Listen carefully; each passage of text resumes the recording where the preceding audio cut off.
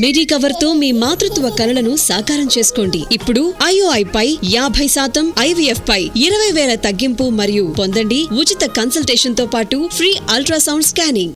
తన 42 ఏళ్ల రాజకీయ ప్రస్థానంపై పుస్తకం ఆవిష్కరించారు మాజీ మంత్రి యనమల రామకృష్ణుడు. తన రాజకీయ జీవితంలో ఎత్తుపల్లాల గురించి కూడా వివరించారు. ఎన్టీఆర్ పదవి నుంచి తప్పుకోవడం, వైస్రాయ్ హోటల్ ఎపిసోడ్ గురించి సవివరంగా పుస్తకంలో పొందుపరిచారు.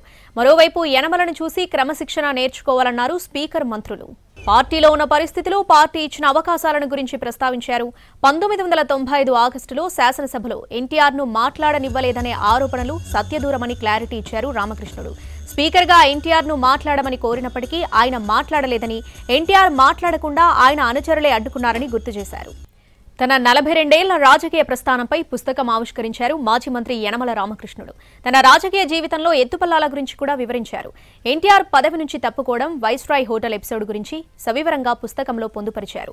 మరోవైపు యనమలను చూసి క్రమశిక్షణ నేర్చుకోవాలన్నారు స్పీకర్ మంత్రులు. పార్టీలో ఉన్న పరిస్థితులు, పార్టీ ఇచ్చిన అవకాశాలను గురించి ప్రస్తావించారు. 1995 ఆగస్టులో శాసనసభలో ఎన్టీఆర్ను మాట్లాడనివ్వలేదనే ఆరోపణలు సత్యదూరమని క్లారిటీ ఇచ్చారు రామకృష్ణుడు. స్పీకర్గా ఎన్టీఆర్ను మాట్లాడమని కోరినప్పటికీ ఆయన మాట్లాడలేదని, ఎన్టీఆర్ మాట్లాడకుండా ఆయన అనుచరులే అడ్డుకున్నారని గుర్తు చేశారు.